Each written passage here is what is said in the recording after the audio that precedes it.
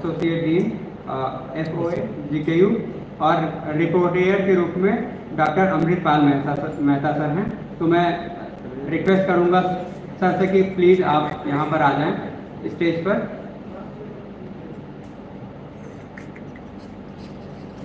Session को प्रारंभ करने के लिए मैं हमारे सेशन के चेयरमैन सर से चाहता हूं कि वो अनुमति दें। और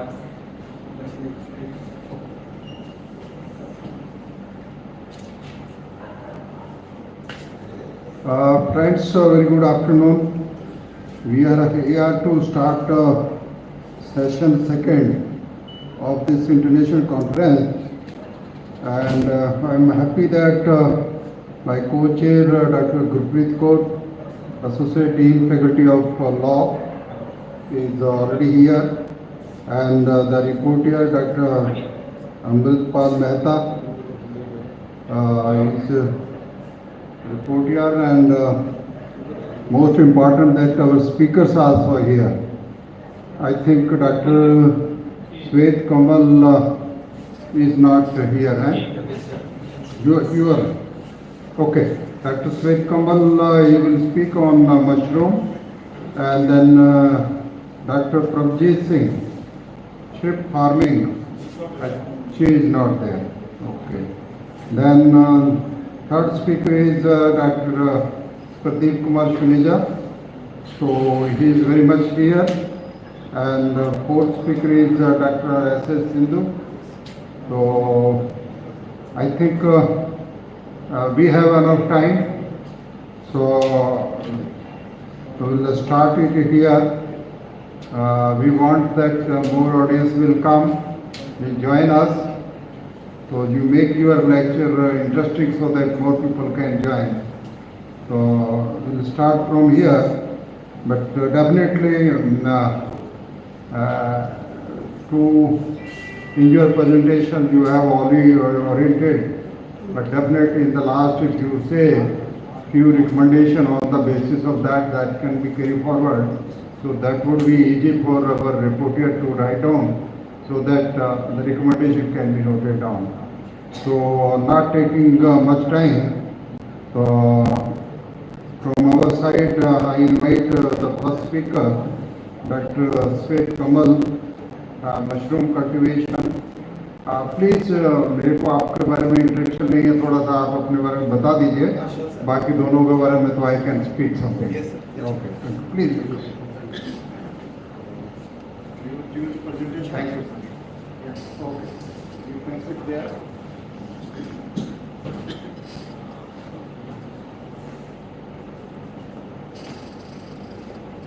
Sir, respected chairman, co-chairman and reporter of the session, and my fellow colleagues. My name is Dr. Swet Kamal, and I've been working on genetics and breeding of mushrooms, especially the button mushroom.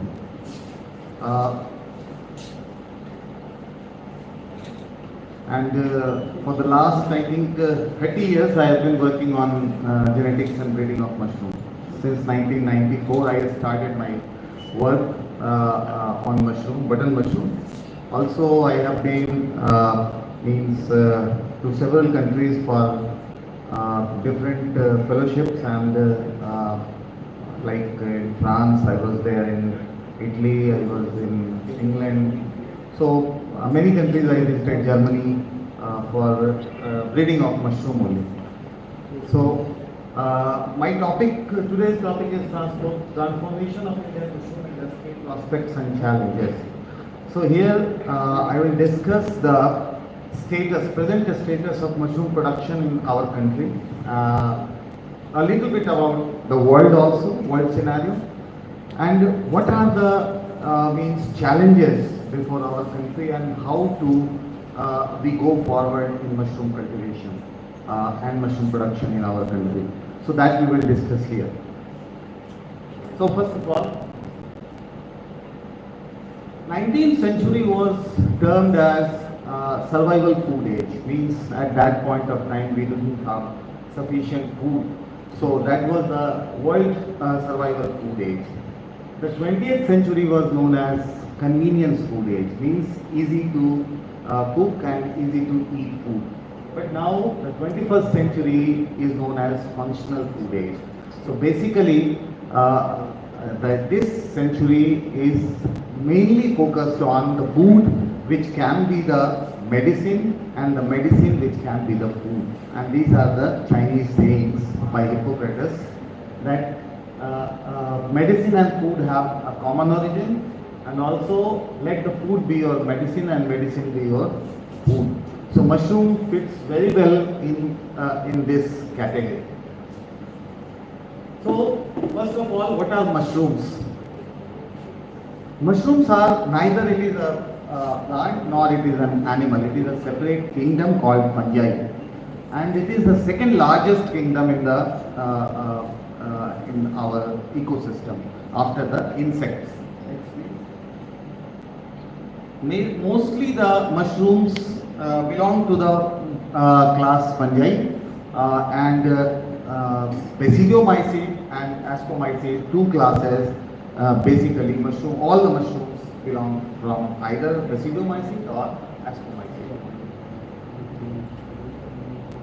So, as per an estimate, early estimate, there was about 15 lakhs of fungi were known, but a recent estimate was 5.1 million fungi exist in the universe. Then next, 14,000 are mushrooms. Next, 3,000 are prime edible mushrooms, and 200 are experimentally cultivated throughout the world, and 6 are basically commercially cultivated all over the world. Next please. So mushrooms can belong from 3 categories fungi. One is decomposers. Basically most of the mushroom belong from the group decomposer. The second is endophytes, the mushroom mycelium which can live inside the plant roots, they are endophytes. And then third one is the mycorrhiza. So all the 3 types of mushrooms can be found in the universe. Next please. So this is the mushroom, and presently what are the problems? First we will see what are the problems in the in our country or in the world. What are the key problems? Basically, we have we have limited land and water. The natural resources are limited, but over use of the natural resources is causing the depletion of the natural resources, like water table is going down, the per capita land holdings are getting reduced. So that is the basic problem, atmospheric problem you can say, or land natural resource problem. So mushrooms are one food which can be grown very easily with limited requirement of land, or even you can say no requirement of land, because it can be cultivated vertically. Also, if you see the water requirement for per kg mushroom production, it is around 25 liters, whereas if you take rice or wheat, it is around 2,000 to 3,000 liters per kg of production of rice. And if you take maize, it is about 1,000 liters of water per kg production of maize. So if you compare with other cereal grains, it is very lesser on the side. Secondly, these days quality food is a major problem, because everyone wants to have quality food which can have the functional effect on the human health. So mushroom fits very well in the functional food category, because this is having a very high proteinous value, and almost 30 to 40% of the total dry weight of mushroom is the proteins, and the biological value of the proteins which is present in mushroom is about 90%. Means if you take 100 grams of protein, mushroom protein, the 90 grams of proteins can be assimilated in your body. So the biological value of the protein of mushrooms are very high. Then there are so many medicinal and nutraceutical value in mushrooms. And as in the morning we were discussing about the soil health. So that is the major concern these days, the soil health, and also the water quality of water in our country, not in our country but all over the world. So mushroom is a organism which can convert the waste material, agricultural waste material, into a very good manure which can be incorporated in the soil to improve the biological, chemical and also the physical structure of the soil. So that is one area where the work is required to be done. Then also it helps in bioconversion of the agro waste. So it actually reduces the pollution, because most of the methane, almost 30 to 40% of the methane is coming from the rice straw in the atmosphere. So greenhouse gas emission can be reduced by means cultivating mushrooms. Next. So here we will see, I think we have a lesser time, so sir, should I go faster or whatever you say? Because it is 70-80 slides I have, so it will take half an hour at least. Half an hour is good. Thank you. So if we see the nutritional value, first of all we will see the nutritional and medicinal value of mushroom. So if you see, it is very high, very rich in proteins, so almost 40% is the protein, and the quality of the protein is very high, as I already told you, and all the 9 essential amino acids which are not manufactured or prepared in our body, human body, is present in the mushroom. So if you take mushroom, all the 9 essential amino acids like lysine, methionine, histidine, isoleucine, leucine, threonine, tryptophan and valproate, all are present in the mushroom protein. So this is a very good source of essential amino acids, right? And mushrooms are very, very rich in fibers. So if you take the total fiber quantity, almost 45% of the dry weight of the mushroom is the fiber. So very high fiber, so very good for bowel health. Then very low level of fats. The fats are very lesser in the mushroom, almost 1 to 3%. It ranges between 1 to 3%. And that fat is also not a saturated fatty acid. They are all unsaturated fatty acid. So, and also in place of cholesterol, it is having ergosterol in the mushrooms. And that ergosterol, when it is exposed to sunlight or when it is exposed to UV light, it gets converted into vitamin D. And that is the only dietary source. Mushroom is the only vegetarian dietary source of the vitamin D. So then if you see the minerals, the sodium and potassium, if you take ratio of sodium and potassium, so it is very, very less. The sodium to potassium ratio is very less. So potassium is very high and sodium is very low, which is very helpful in managing the high blood pressures, right? So that is a very good benefit of the mushroom. Also, if you take, there are 2 elements, copper and selenium, which are highly antioxidants. They are present in ample quantity in mushrooms, and that actually the copper is actually very good for the muscles health, which are involuntary, like heart muscles, brain muscles, other muscles. They are very good for the involuntary muscles, copper. So because of presence of the copper, it actually helps in the heart, for the heart health. And secondly, the selenium is also, mushroom is also very rich in selenium, which is highly antioxidant and prevents cancer. So for prevention of cancer also, the mushroom is very good, very good food. And also there are recommendations of different medical association like US Department of Medicines. They have also recommended the use of mushroom for combating the ill effects of the chemotherapy and radiotherapy. So some mushrooms are recommended for combating the means problems of chemotherapy and radiotherapy. Like especially Ganoderma, that Schizophyllum is another mushroom. So there are so many mushrooms which are used for removing the effect of chemotherapy.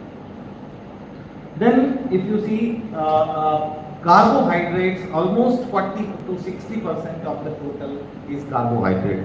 But that carbohydrate is not digestible in human body, because normally what the enzyme we have in our human body to digest carbohydrate is beta-1,4-glucosidase, okay, or glucanase, whatever you say. But mushroom doesn't have beta-1,4-glucans.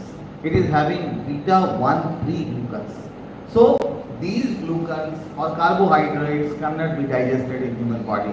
So that is why mushroom is low calorie food, very low calorie food.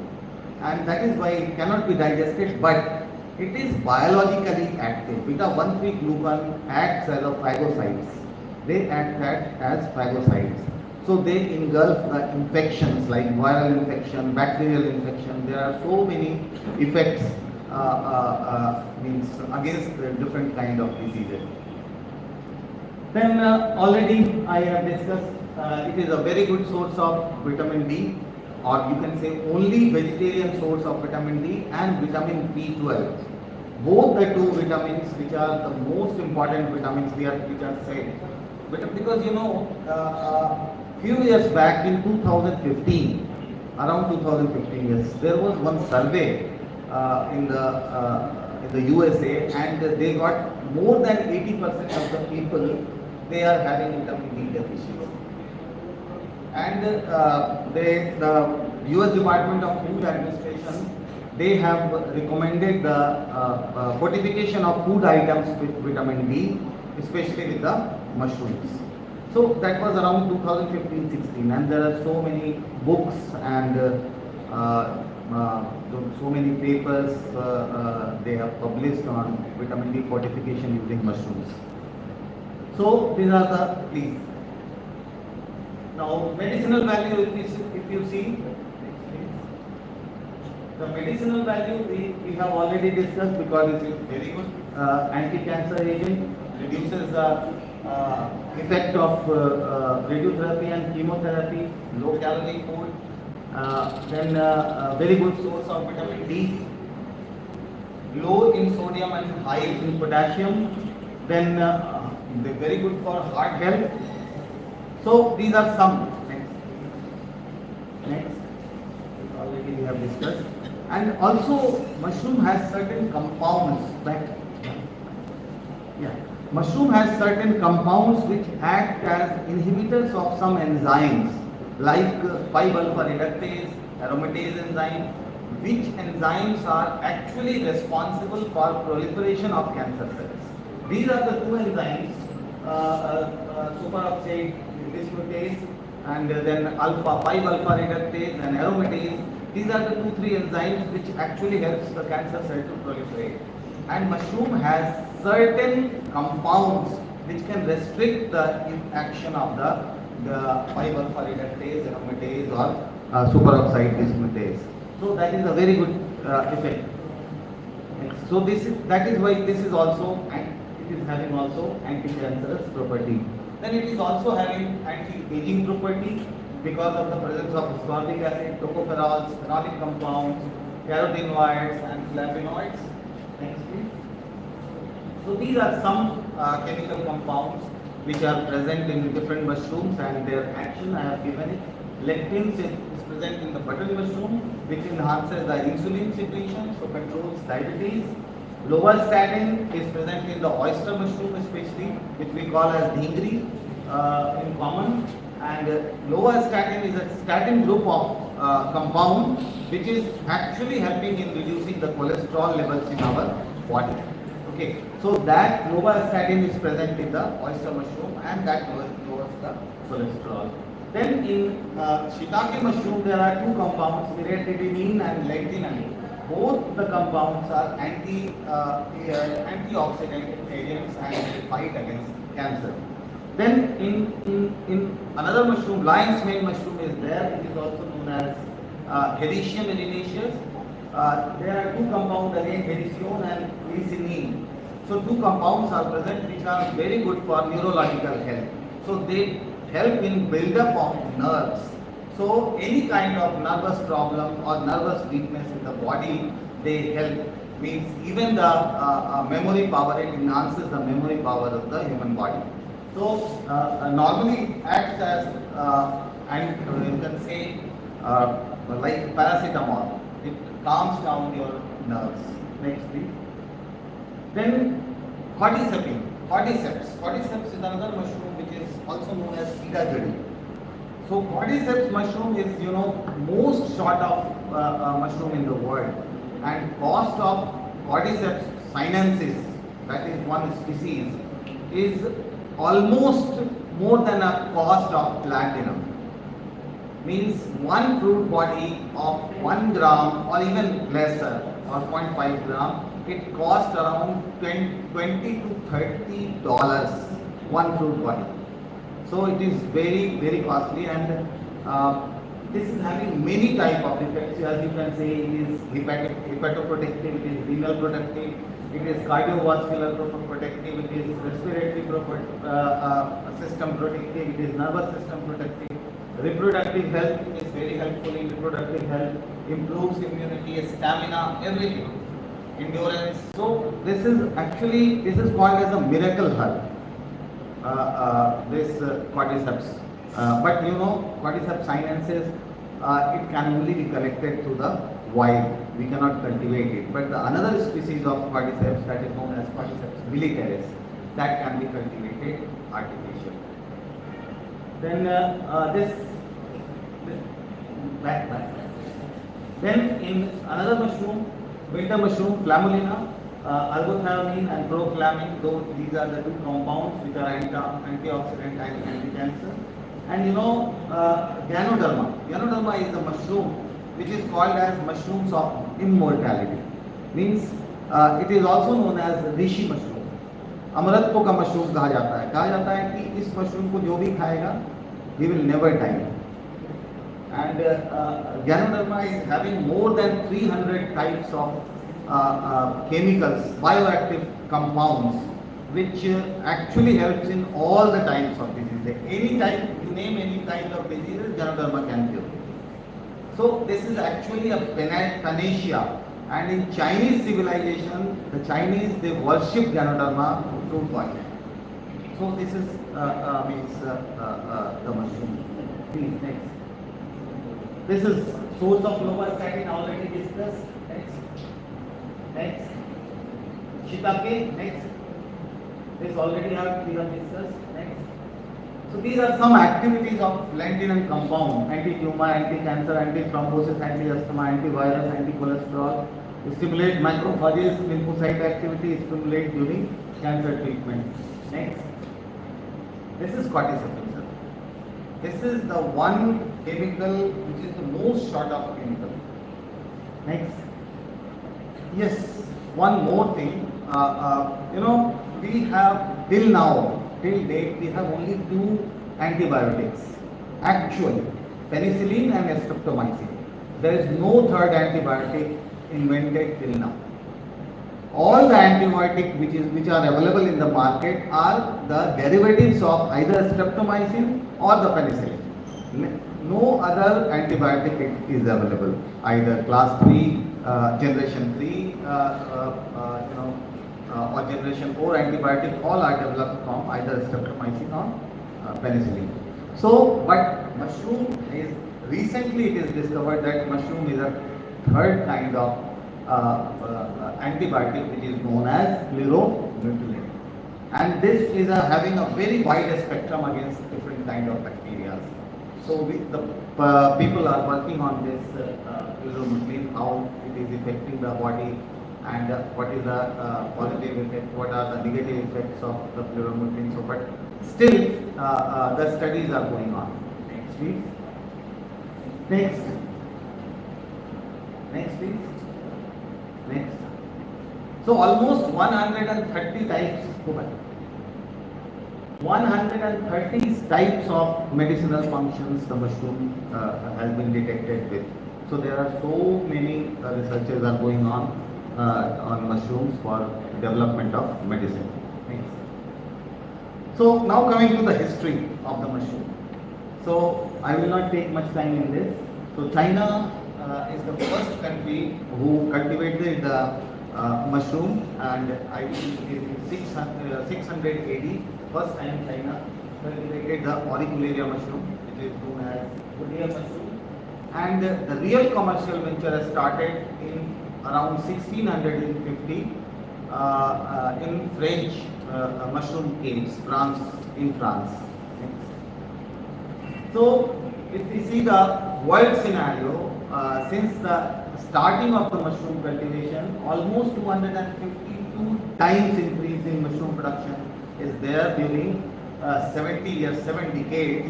But at this point of time, almost 45 million tons of mushroom is produced throughout the world. So, if we see the contribution of different continents in mushroom production, Asia is the major contributor for mushroom production due to the China, because China produces more than 90% of the mushroom of the world. So almost 95% is produced in Asia, and rest is produced in the Europe.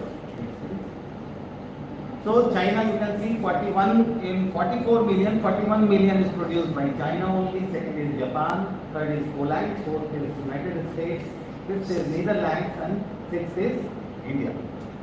So India is at 6th place, yes, very good, but recently, with the recent data in 2023, what we have got, not 2024 right now. So actually the data is about 336 lakh tons. So it is almost 4th place. India is now at 4th place.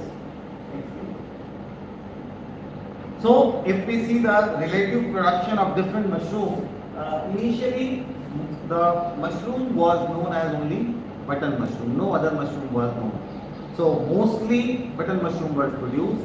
Almost 1960, 78% of the total mushroom in the world was button mushroom. But at this point, button mushroom has the fourth rank, producing around 11% of the, contributing about 11% from the total world production. Next, please. So in Japan, no button mushroom is produced, only other mushrooms, and especially the Philomela velutis is the mushroom which is mostly produced in Japan. Next.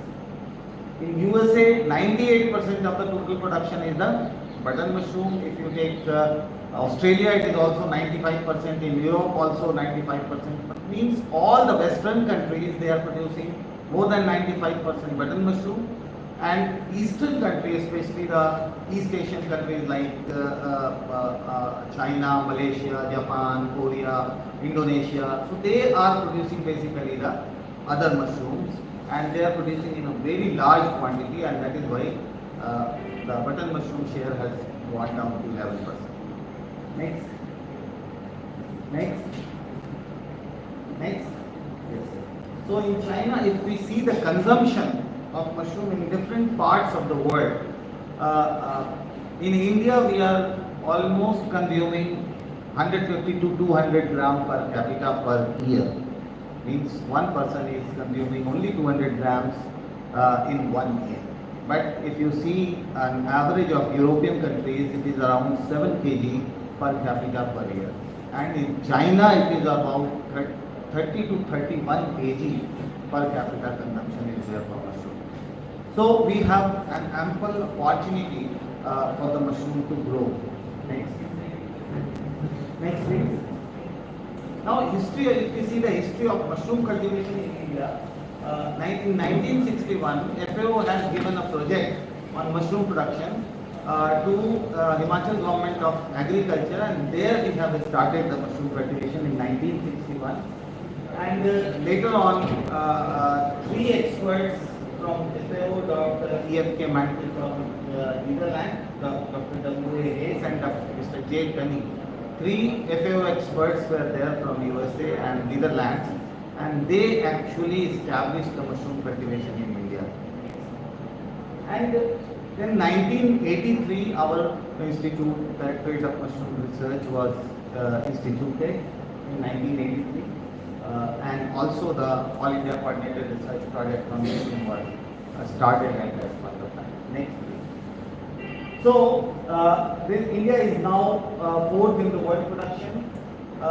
The CAGR, the compound annual growth rate of mushroom at this point of time is around 8% in India. So in 8% we are producing around 336 lakh tons. So if we increase it or double it, so we can be the major producer of the mushroom in the world. Next. So now coming to what are the challenges. So availability of a spawn. If we see the availability of a spawn is actually the seed of mushroom. So availability of spawn, initially it was only one strain S11, it was known as S11, that was produced all over the world. But later on the new strains were coming, U3 in 1983, U1, U3, then there are so many A15. So now the number of strains has increased, breeding efforts in mushroom is increased. And recently in 2014 onwards, in our institute we have developed so many varieties, almost 30 varieties has been released from 2014 to 2024 in 10 years. So almost 30 varieties is released. Next please. So this is the present scenario, we have already discussed it. Current 336 million tons, 0.336, 5 species cultivated, that is button, oyster, shiitake, Spanish straw and milky mushroom. World production is 44 million tons, species cultivated is 60. In China almost 60 type of mushroom is cultivated. Crop residue in India is around 750 million tons, and the residue which we are utilizing for mushroom production is 0.06%. So you can see how much scope we have for diversification of mushroom. Next. So state-wise, if we see, the Bihar is now the number one state in mushroom production, producing around 12% of the total mushroom production of the country. Next. So these are the 5 species which are cultivated in India. Next, please. So now earlier also in India the same condition was there. The button mushroom was produced maximum, and the rest of the mushrooms are not produced, almost not produced. But now button mushroom share is almost 70% in our country, and rest 30% is for different mushrooms. So if we see strength, our strength, Indian strength, what are the strengths of our country? So because we have diverse agroclimate, starting from temperate to subtropical to tropical. So we have all the types of climate available in our country. So we can grow all the types of mushrooms, whether it is a temperate mushroom or a subtropical mushroom or it is a tropical mushroom. We can grow all the types of mushrooms. So that is our strength. The requirement of energy will be the minimum, right? Then we have large pool of agro waste, more than 750 million tons of agro waste is available. If we also include the horticultural waste, it goes about 1400 million tons of total agri and horticultural waste. So very easily substrate is available. Labor is very cheap in our country. In Western countries, the labor cost is very high, and for that matter, they have gone for mechanization, because labor cost they cannot afford. So they have gone for mechanization. But labor force, which is mostly required in mushroom cultivation, is very easily available. Rich biodiversity, because we know that agroclimatic zones are, all the agroclimatic zones are available. So we have a very rich biodiversity. Next please. Now if we see the weakness, infrastructure, we don't have infrastructure. Machinery, we don't have machinery. So mainly what we do is by using the labor force. So that is actually the problem. And also the skilled labor or semi-skilled labor is not available in our country. Then forward and backward linkages are not there. Means whatever the research or whatever the technology is developed, there is a, there is a missing link between the scientist and the farmer. So there is no connection. So a scientist who is developing the technology only himself has to go to the farmer and then tell them to go for this technology. So that is actually the missing link of the forward and backward linkages, which has to be strengthened, and for that state government department, line department has to play an important role for this. Then quality spawn. Quality spawn is actually is a major bottleneck in mushroom cultivation, and all the areas of the country, the quality spawn is not available. And mushroom market in our country is completely unorganized. So though no means organized market is there, so someone goes to sell it for 80 rupees, someone goes to sell it for 100 rupees, someone goes for sell it to 150 rupees. So there is no market, or you can say a established market of mushroom in our country, and that actually creates problem for farmers, and they go for distress selling of mushrooms. Then lack of financial and help and schemes on the part of government, because the subsidies which are given to the mushroom farmers is very less, and it's a venture. Mushroom is a venture where the capital expenditure is very huge, and if there is no support of the government, so that may be a problem for them. Now, what are the opportunities in our country? Because we can go for, because we have all the types of agroclimate, so we can go for round the year cultivation without using any electricity or any energy for the mushroom cultivation. We have more and more youth power available in our country, so that can be, the mushroom cultivation can be taken as an opportunity for them, for unemployed youth, even for women, that they can use for, they can go for mushroom cultivation. So this is the, you can say this is a means of self-employment for rural youth and women, that can be very easy taken up, because it is not a labor-intensive job. It is not a very hard job. So anyone who can stay in the home can grow mushroom by staying in the home itself. Okay. Then now the Indian population, the craze of mushroom, especially after the COVID, the mushroom consumption has increased tremendously. The people are taking mushroom because to improve their immune system. So now the mushrooms are becoming more and more popular. Next. So what are the threats? If we see the threats, it's a very highly technical activity. Mushroom farming is a highly technical activity, and if you don't have proper know-how about the mushroom cultivation, it may have, you may have some losses in the mushroom industry. Then instability in prices, that is the major problem. And till now it is considered as rich man's food. Only the, you can say, the creamy layer can take the mushroom. Then perishable commodity, because the shelf life of the mushroom is very low. In case of button mushroom, it is 2 to 3 days. But if you take paddy straw mushroom, it is just 1 day. Within 1 day it has to be sold out. Otherwise, it will be, it will not stay. Then disease and insect infestation. It is sold out. It has to be used. Not consumed. Yes, but means I'm saying from the side of the farmer. So farmer can sell it only.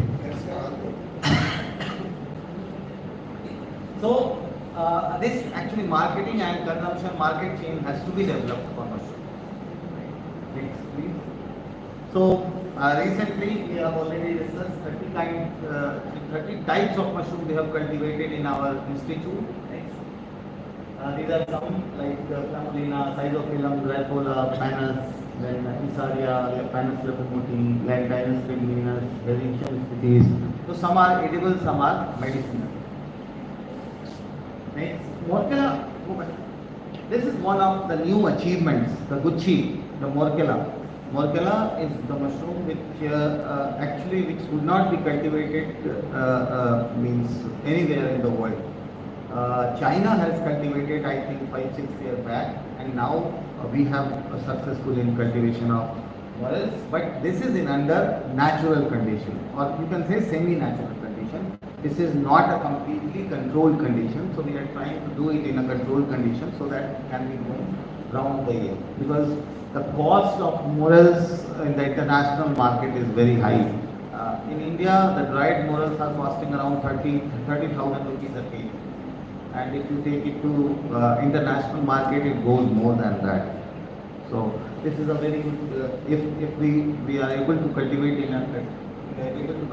in a controlled condition, that can be a very good resource for farmers. Next please. Now next. So these are some varieties which we have developed from different mushroom. Next. Go. Yeah. So there are some technologies which we have developed for different purposes. Like for the first is zero energy polyton. The mushroom compost is 2 minutes. So mushroom compost is made by using energy. So that energy actually costs too much for farmers. So we have developed a technology which can reduce the use of electricity, and that is called as zero energy polyton. Then we have reduced the time of fruiting in lentinular oats, that is from 90 to 100 days to 45 days. And also we have used SMS for production of mushroom. Next. And also we can cultivate this. We have identified some oyster mushroom species which can be grown right from 10 degree to 32 degrees centigrade. So we don't need for any air conditioning for mushroom cultivation. Just we have to vary the species of mushroom. Next. These are the ready to fruit bags we have developed. Anybody can purchase and take it to their home, put it in the kitchen, just spray some water, and means 15 days time we can harvest from one bag about 1 kg of mushroom can be harvested. Next to it. In post harvest technology, so many products we have developed. Next please. So there are so many, so you can see, just I am skipping it. Please. Next. So these are some diseases which are problem in mushroom cultivation. So they have come out with IPM, integrated pest management and pest and disease management strategies which we can control all the kinds of diseases and pests. Now next. So challenges, low bee, because in the western countries it is about 35% bee is there, means 35 kg mushroom per 100 kg of compost can be grown. But in India, we could grow up to 25-26%, not more than that. So that is a challenge. Next please. Again, we don't have mechanization, we wholly depend upon the labor force. Next. Then also standard model, we don't have a standard model in our country, and that actually restricts the mechanization of our mushroom industry. Next. So next. Also, we don't have any standard for spawn or any standard of packaging. So someone is packing in plastic bags, someone is packing in punnet, someone is packing in paper bags. So means there is no standard of even packing of mushroom or even the spawn also. So that is actually a problem. Next. Also, we don't have any marketing strategy. No marketing channel is developed. Next please. And also mushroom, spent mushroom substrate is a very useful material. It can be used as a manure, organic manure. It can improve the soil structure physically, chemically, and also biologically. Also, we can go for briquette making using SMS, very good briquettes, because the calorific value of SMS is very high, so that can be also used for briquette making. Again, if we want to use it, we can also use that SMS for animal feed, cattle feed, because it is rich in protein, very rich in protein. So if it is rich in protein, if we use it for cattle feed, the milking capacity of the cattle will be definitely higher. So there are so many uses which can be used of the SMS. Next please. So to sum up, next I will way forward I will do it. So what can be the future action plans? The first is because we have a number of germplasm all through our country. So first of all, the first action should be the germplasm of the country should be catalogued, collected and characterized properly.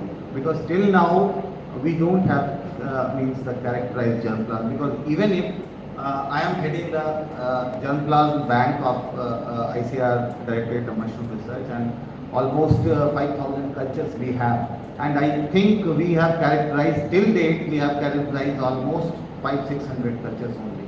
So almost 4,500 cultures is lying unidentified, uncharacterized. So that is the first target should be the characterization of germplasm. Then only we can go forward, because then we will have a large gene pool for having different breeding purposes. Then diversification in mushroom cultivation is very important, because a monoculture is never suitable for any crop. So we have to diversify, and till now we are only doing the button mushroom. So we should diversify the mushroom cultivation. Breeding is very important. Now we have, because we have developed so many varieties, high yielding varieties. So now it has to be stress tolerance or disease tolerance varieties which can be developed. Then quality response, supply of quality response to different parts of the country is again very important area of work. Then utilization of different agro waste, means we are generally using what? Wheat straw, generally using wheat straw for the production of different kind of mushroom. We have different kind of straw, so we can use different kind of straw for producing substrate for different mushrooms. So that is another area of work which we have to do. Then package of practice for pests and diseases, if new pests are coming, because some new pests are recognized in recently, like one fungi is mycobone is there, vegetable, that is creating a havoc. Then one fly is there, Bradycia, that is also creating problem in mushroom. So means as soon as the new disease and pests are coming, we have to develop new management practices. Then post-harvest product, how to eat mushroom, that is also very important. Market intelligence and strategy is also another area of work we have to do. So that's all. Thank you.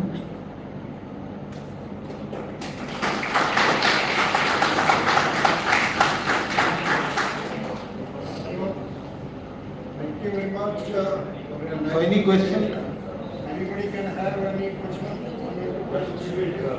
Have been a very comprehensive presentation, I would say, about the formulas. What do you see the scope of oyster mushroom in India? Those are talking, they can go. Sir, oyster mushroom, it's means Those actually. talking, they can go, no need here. So oyster mushroom, sir, it's a very good mushroom and very easy to cultivate. Also, it is having different species which can grow on different temperatures. So round air cultivation can be possible without using any kind of energy. So the opportunities are definitely high. But What still, are the bottlenecks? yeah, bottlenecks is there Too because tasty and no, taste wise also it is even better than butter mushroom. for those But who are I don't know what is the reason why it is not picking up in the Indian masses. But yes, definitely once upon a time butter mushroom was also not taken by the masses. But now the people are taking butter mushroom. So hope so. that could be targeted to the non-veg population. Yes, because it is very It's easy like to that. cultivate. Per kg of oyster mushroom production is around 10 rupees a kg, less than 10 rupees a kg. So it is very easy to grow, lesser cost is there, so definitely it is having a very bright future. Any other question? Yes, please. Sir, mic. Sir नमस्कार। Sir जैसे हम किसानों से बात करते हैं तो उनकी प्रतिक्रिया ये रहती है कि आज से 2-3 साल पहले मशरूम से हमें जो इकोनॉमिक बेनिफिट मिला करता था अब वो नहीं मिल पा रहा। तो सर इसके क्या बस यही चीज मैं बता रहा था अभी, जो मैं आपको भी बता रहा था, मार्केटिंग बहुत इंपॉर्टेंट रोल प्ले करता है मशरूम में। अभी मैं एक आपको छोटा सा एग्जांपल देता हूँ। एक ऊना अगर आप जाते हैं कभी महाराष्ट्र में, so there is standing price of 140 rupees per KG पूरे साल, कभी भी चेंज नहीं होता है, कभी बढ़ता नहीं है, कभी घटता नहीं है। They have a MOU with different dealers, they have made their own dealers and they are giving it 140 off the farm only, मतलब फार्म से उसको 140 रुपये दे रहे हैं, उससे कम नहीं दे रहे हैं। उसके बाद आप ले जाके जितना भी बेचना है आप बेच सकते हैं, but 140 rupees from the farm and that is for whole of the year. But now अभी हम लोग क्या कर रहे हैं, फार्मर्स नॉर्थ में स्पेशली जो प्रॉब्लम है, नॉर्थ में ये प्रॉब्लम आ रही है कि हमको लगता है कि हम अगर 100 रुपये पे MOU कर लें या 120 रुपये पे कर लें या 140 रुपये पे कर लें, अगर मई जून आएगा उस समय 300 रुपये हो जाएगा मशरूम, तो वो 160 रुपया मेरा लॉस हो जाएगा। हम लोग इस हिसाब से सोचते हैं। So actually that is harming, so we have to make an marketing strategy. So जब तक एक मार्केटिंग स्ट्रैटेजी नहीं डेवलप होगा then there will be a problem. Sir So, very nice presentation. Let's give a big hand to Dr. Seth.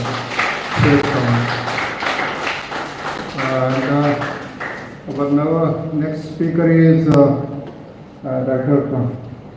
Dr. Shureza, P.K. Shureza. He is from Punjab Agriculture University, ex-Dean Postgraduate Studies, very high position. So, the whole life he worked on a honeybee, and probably he is going to speak on the subject that how honeybee are important for us. So keeping life on the earth, so honeybee plays very important role. So without taking much time, I invite Dr. Shureza, please come over here and give your presentation.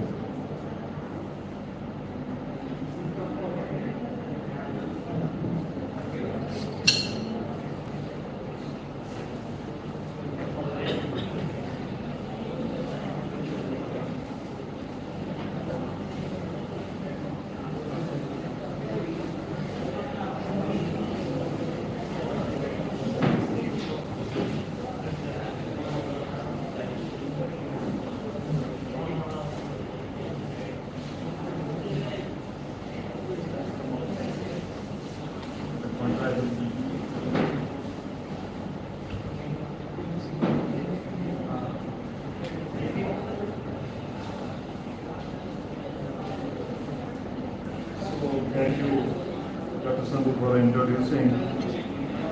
Honorable Chair, Co-Chair, Rapporteur, esteemed delegates, students, ladies and gentlemen, good afternoon to all of you. At the outset, I would like to express my gratitude to the organizers, in particular Dr. Fahid, for inviting me and giving me the opportunity to lead this learner gathering and sharing my views on the topic of non-traditional or the novel potentialities in the apiculture in India. And if we talk about this very country, so bees and the product, the main product, the honey, they have been known to the man since time immemorial, and there are so many evidences are there, and you can find the references of the honey and the bees in Rig Veda and even in Vedic hymns, and those who had been to the Vaishali in Bihar, and you must have studied there in your school books, that there are, at Vaishali there are stupas. Probably you may not be aware that what is the significance of those stupas. As you enter to that tourist place, you will see these stone, and that is speaking loudly about the importance of the stupas, that these stupas, in fact,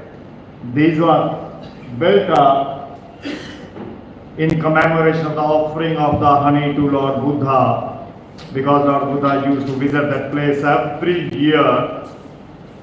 And this very stupa that was built up by Mauryans, and later on it was enlarged by Kushanas, and then its Pakka ambulatory path that was erected, that was developed and established by Guptas. So adjoining you can see the Shoka lot. So beyond, beyond the bees and the honey, it means the people of that time, they also knew about the beekeeping. So bees, so this is in fact this is representing the scap hive. The people, they were using the scaps, the baskets under which they were keeping the Indian bee. Now we call it as a Asiatic bee, Apis cerana. And whenever Lord Buddha was visiting, and they were squeezing out the honey and offering to Lord Buddha.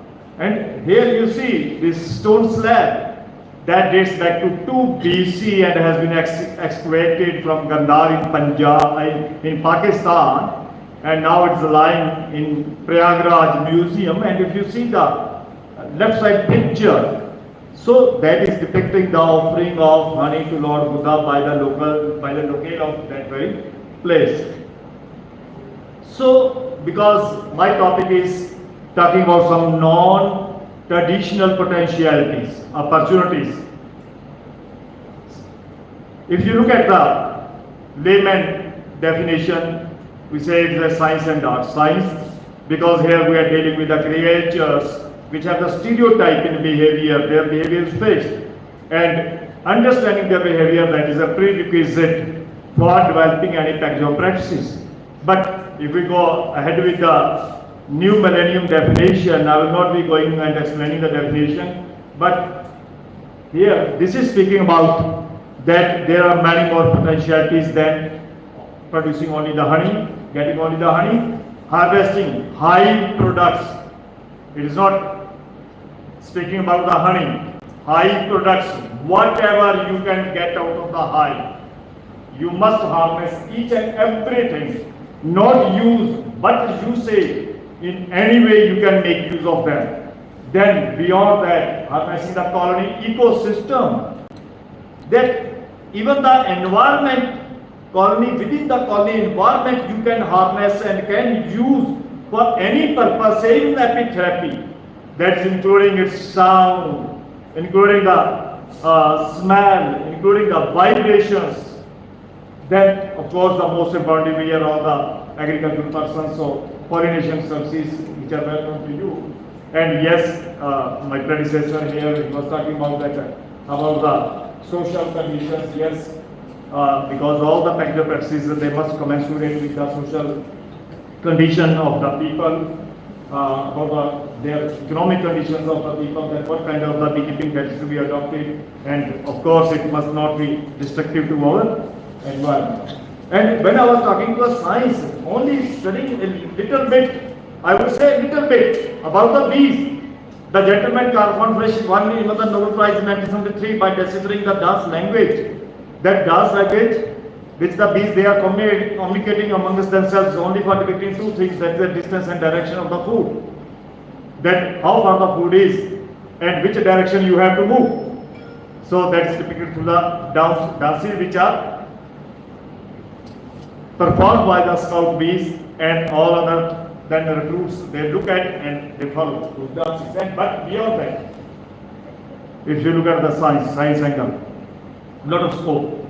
So whole of the communication, because there are 4 stages and 3 castes, they are interacting with each other through the chemical means. So I always call that the colony itself is a chemical ecosystem.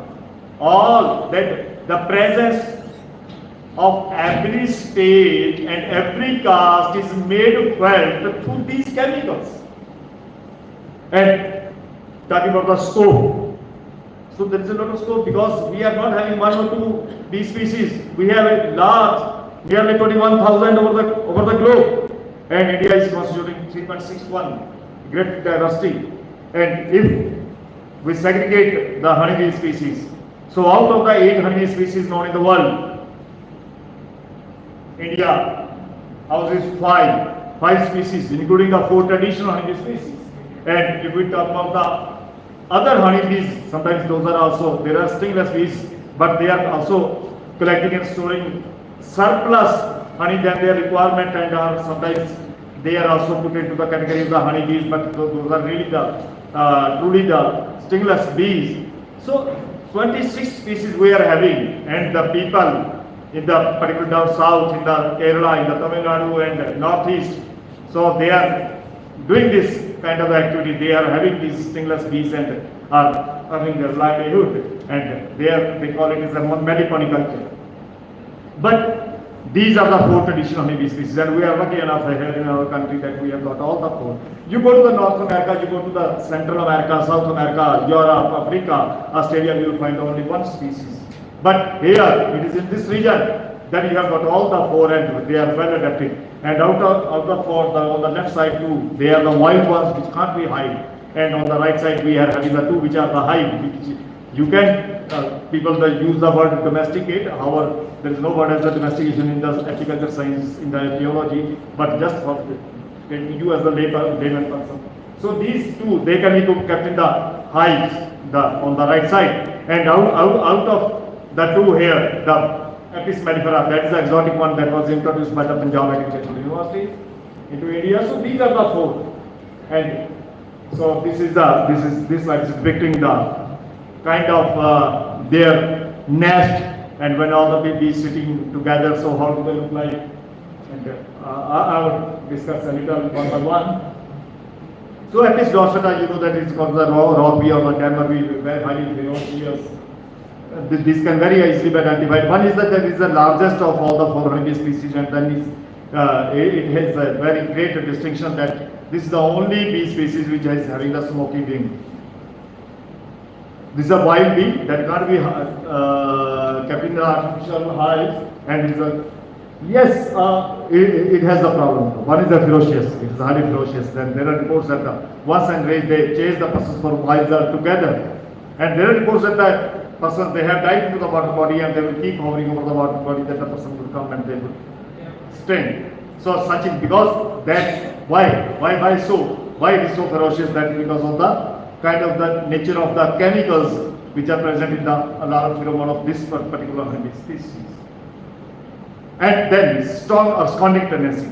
So that is also very problematic, that if the bees, they will feel the inclement kind of the weather conditions, very high temperature, very low temperature, or flora, there is a depth of the flora, they will fly away. So that would not commensurate with the farming practices, that is keeping the bees near to one's home, or to have the ownership of these kinds of bees. But of course, they produce a lot of honey. They are highly productive. But quality is not considered that good, because it usually keeps its honey in the unripe condition. Usually, not always, usually. So its moisture content is high, so it does not fetch a good market in the Western world, because it has because of the high moisture content, it has a lower shelf life. And you know that the other drawback is that the honey out of this that can be squeezed rather than extracted. So this honey sometimes is not considered that hygienic. But this offers one bee to squeeze out the honey. Yes, because if you go to the Sundarban area and the livelihood that's dependent on this Apis dorsata, and even in the Andaman. So the beekeeping, that's based only on Apis dorsata. And then the next one is the wild honeybee species, that is Apis florea. We call it the little bee, Ladumakhi, small bee. So this is the smallest of all the 4 honeybee species, and this is also a wild one. And this also makes a single comb like the Apis dorsata. Single comb here means, why I am emphasizing is this, that single comb means every comb will have one queen. That's a distinct family, distinct colony. So here the problems are the same as those are there in the dorsata. It is highly ferocious, but it's not that painful. Sting is not that painful because its sting is very small in size. So, but it also produces. Usually it gives honey as unripe. I will not go into detail why, because it is because of its behavior, something in the background, and it also has a very strong absconding tendency. And yes, it also produces very little honey. And this one, some of the students they will be able to recognize that is the, earlier it was called as the Indian bee, and now it's called as the Asiatic bee, Apis cerana. Earlier it was known as Apis indica, but now the name has been changed. So this is the bee which can be hived. And yes, this is the one which I was referring to, and that was kept under the scat hives around the Vishali area. And this one colony that makes parallel combs. There are multiple combs, and all the combs they are parallel. Multiple combs means all the combs put together, they will have a house only one queen. So multiple combs, but one colony. And this gives a medium kind of the honey. So this is suitable only under the temperate, under the low temperature conditions. So sometimes it is also called as a hill bee.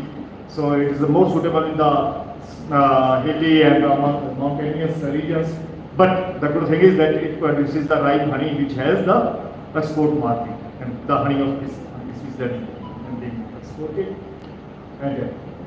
And further, we have the different races, and 4 races. These are well known in the Apis cerana, and out of the 4, 3 are present here in India, well adapted in the different regions. In the south we have the Apis cerana indica, in the north we have the Apis cerana cerana, and in the northeast we have the Apis cerana Himalayas or Scoricovi. So that also offers a good scope because these are the adapted races in the different regions. But this honey species has several problems: high swarming tendency, high absconding. This honey species that can't withstand any kind of a disturbance, and if you, for the management purpose, if you give a little more smoke than required for just tranquilizing the bees, to handle the bees, so they will just fly away. So very strong absconding tendency, and because you know that most of the area of our country, those are the hot plains, so it doesn't thrive well in the hot plains, and it has very low flight range. So if the flowers they are much away, so this species that can't make use of. And low propolizer, it doesn't let the propolis, that is the gummy substance which the other plants were secreting as the arsenal to be used in the colony against the various biotic suppresses. So it is for this reason that it is more prone to the wax moth, and it is highly susceptible to the high sac root viral disease, to which the other bees they are immune. So till 1976, that is early, I would say by the middle of the 70s. So we were having only the 3 honeybee species, that is it: Apis dorsata, Apis florea, and Apis cerana.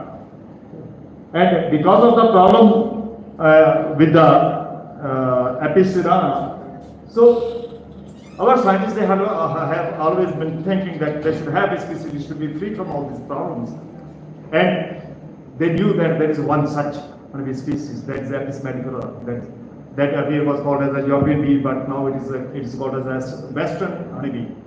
So efforts were made to introduce this Apis mellifera, which was free from all those problems I have listed for the Apis cerana into our country. But all those efforts, 9 efforts were made, by the way, by the scientists across the country, but all those efforts they met with a failure. And then the 10th effort that was made by the Punjab Agricultural University, and that was a great success because the PAU used a novel kind of a technique. So it was not introduced over a night.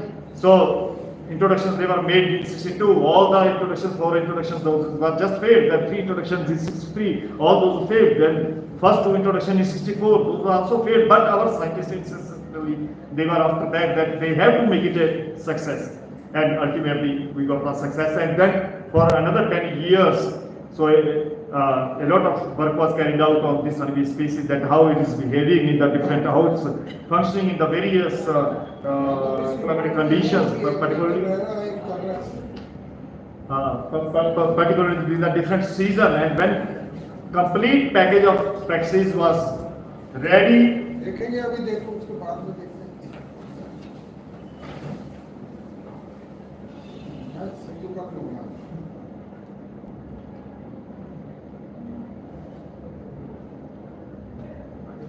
when it was sure that in the hands of the farmers it will be really a success, then the packing practices that was and the packing practices was ready. Then under the permission of the government of India, it was released into the fields. But the permission, the first permission that was granted only for release in the Punjab. But later on, when the Apis cerana, meanwhile, during the next 10 years, that met with the debacle, there was a serious outbreak of the viral disease TSPV of the Apis cerana, and 95% of the beekeeping based on the Apis cerana that was wiped out. And meanwhile, during these 10 years, the beekeepers here in the Punjab, they I would use the word, the minted money like anything. And looking at the progress that Punjab has made, then the government revoked its decision to spread it to the other states. And if you look at, so there is no comparison. In all the economic characteristics, the parameters. So Apis cerana is reading much behind. Yield in the plains. So Mellifera is giving 6 times the yield. This is the data that was recorded during before the release of the Apis mellifera. The comparison was made and was presented with the government of India. I will not go into the details, but whosoever will be interested, I can share. And yes, let me share with you that we are having the 32 races in the Apis mellifera over the globe. And the best one and the most adapted and the most popular one is the Italian. And here we are having the Italian. Earlier this race was called as the yellow race because the bees, they look like the yellowish bees. So here you can see a bee which is carrying the pollen in its legs, corbicula. And yes, after the inception of the National Bee Board, there had been a lot of support from the government to promote this activity in the form of the subsidies. I will not go into the details if anybody will be interested. Yes, I told you that out of the 8, 5 are there which are present here in India, and I have so much shared only 4. But the first, the new honey species, Apis laboriosa, that is also present here in India. That also offers a different kind of the scope, in fact. That's I will say novelty, non-traditional. So this bee is the largest, even the larger than the Apis dorsata, is very ferocious, and it has its own niche that it nests at higher altitude than the Apis dorsata. Apis dorsata is restricted to the subtropical and the tropical regions, whereas this Apis laboriosa that is restricted to the temperate region, minus 45 degrees centigrade at very high altitude. And what is the importance?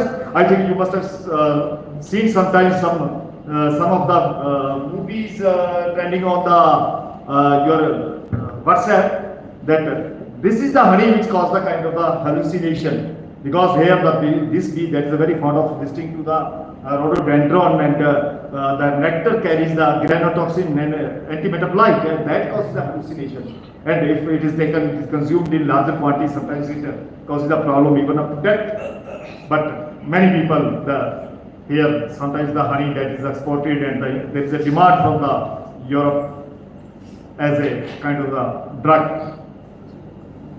Yes, so far the beekeeping that has been known only for the honey.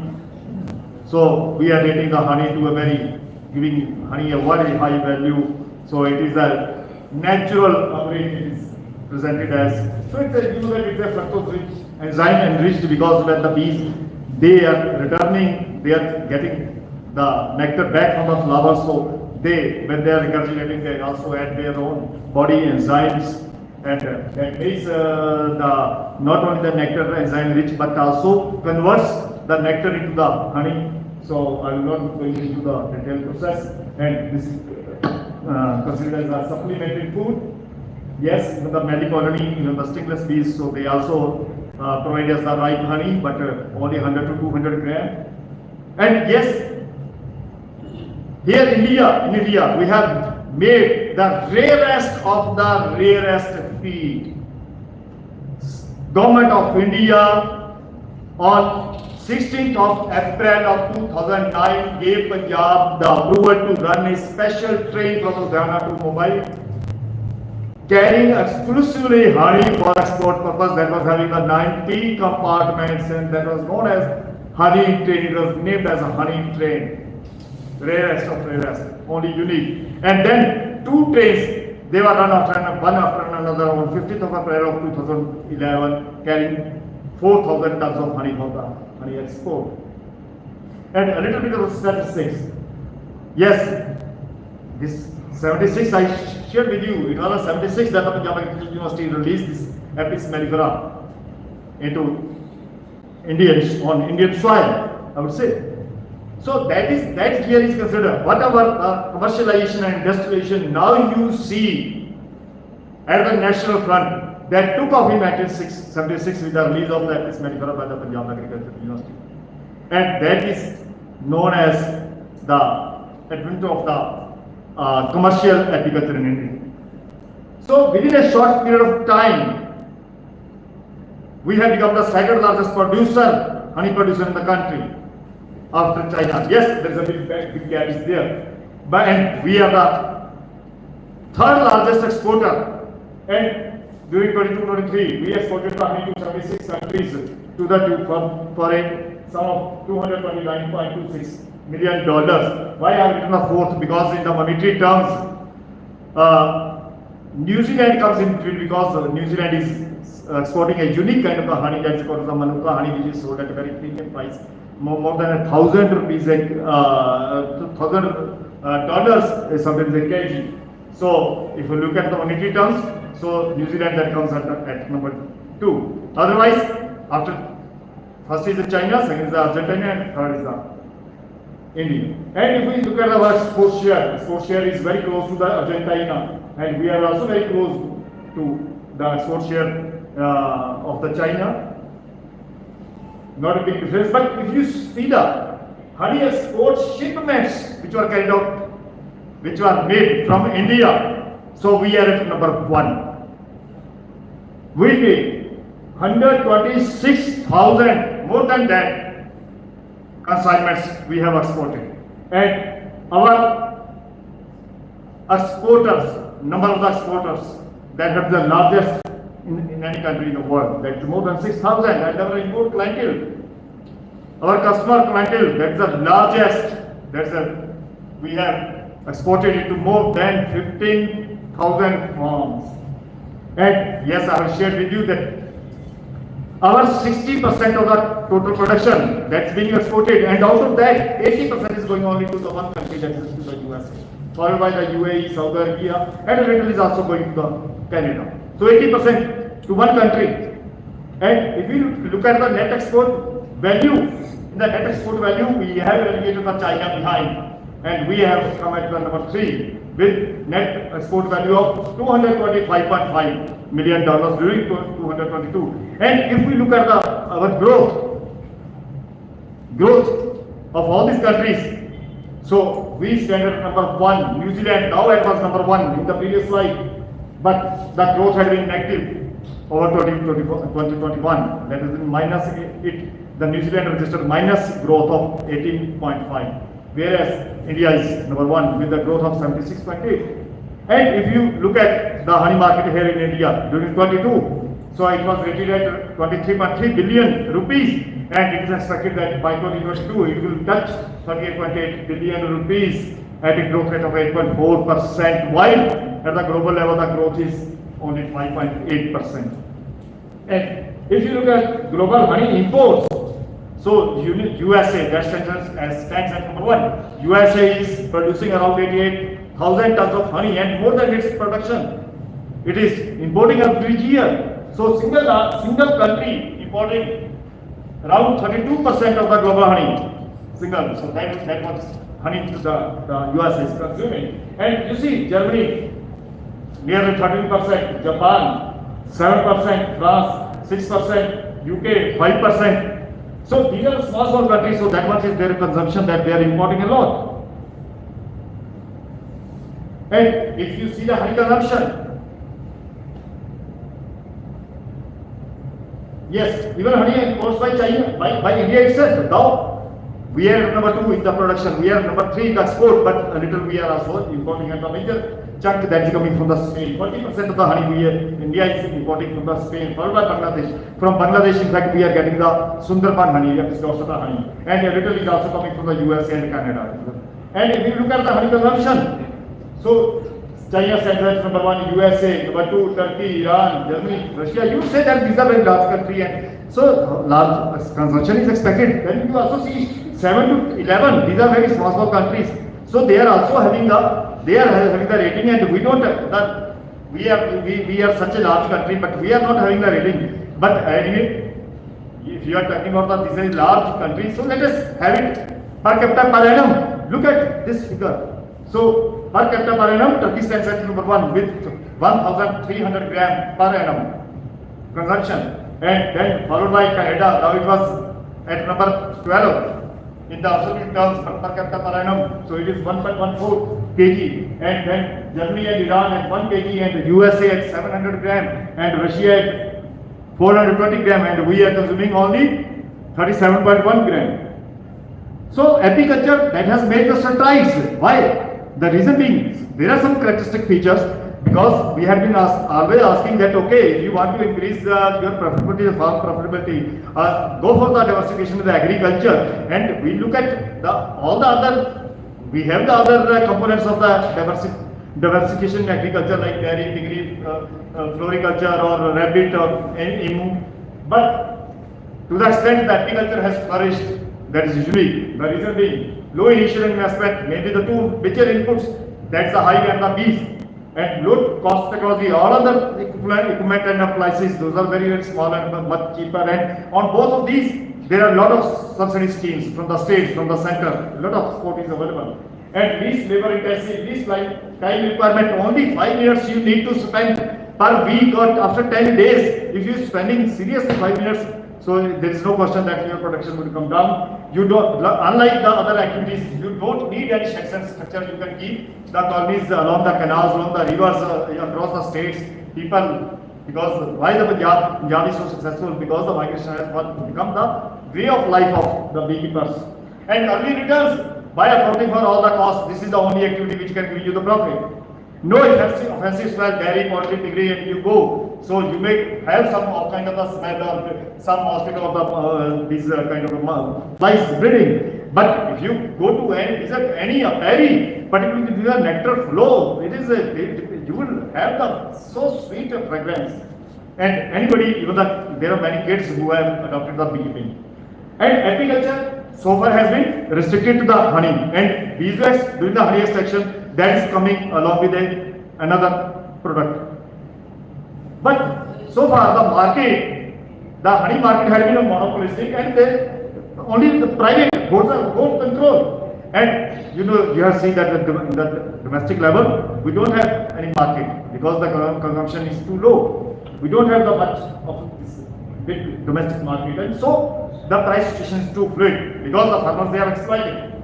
So if we have to sustain this activity, we'll have to ensure the higher profitability, and that's possible through looking for the diversification within the apiculture. And how we can go for the diversification? That looking for the other high products like royal jelly, bee venom, pollen, propolis, and of course we can have the system like as is in the Western countries, renting and hiring system of the honeybee colonies to enhance the food and nutrition security. And honey, that is well known, but the other products, they offer a lot of scope. This beeswax, royal jelly, propolis, then pollen, and then venom, they can be collected. And yes, the other dimension, value addition, by value addition of all these products, so you can further enhance your profits. And yes, apitherapy we have not touched. So this is a region which is known for all those kind of the Vedas and old scripts. But yes, we say that some knowledge was there, but now we have been relegated too low a position that it is almost negligible. But the European countries, they have picked up in the apitherapy I was discussing. Apitourism. Please give me more time. I am going to show you something different, interesting. 5 minutes or? Okay. And employment potential. So for 10,000 colonies, it has been worked out that it can give the employment to 1,500 people. And now the National Bee Board is saying that we need 200 million colonies here in our country for maximizing the pollination. And on that ground, so this activity that has the potential of giving the employment to more than 3 crores of the people. And yes, I was speaking about these products, all these products. So you can get a larger production of all these products, and there is a scheme that under which you can keep your colonies and can harness all these products all the way possible.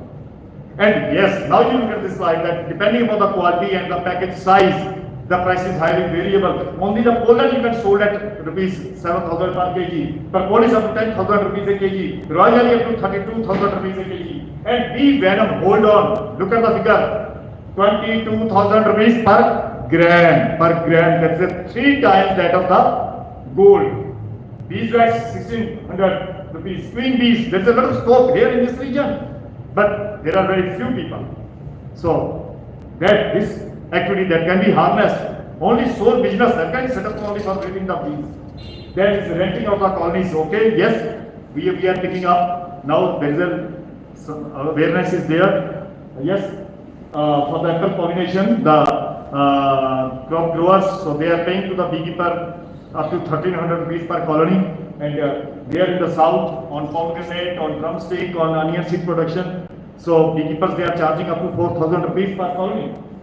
And I will not go into the detail. Royal jelly, I simply say that what's the royal jelly? Royal jelly is such a substance which is secreted by the nurse bees, which is fed to the larvae which is destined to be the queen bee.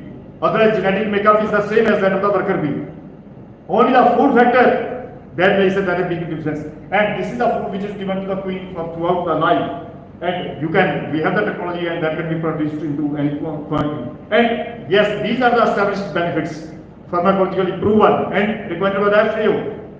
So, premature, it can be given to the premature babies and those who have nutritional deficiencies, to the elderly, anorexic and depressed, those who are having the depression and low BP patients, to those who are having the psychiatric problems, and also as a sex tonic, for stimulating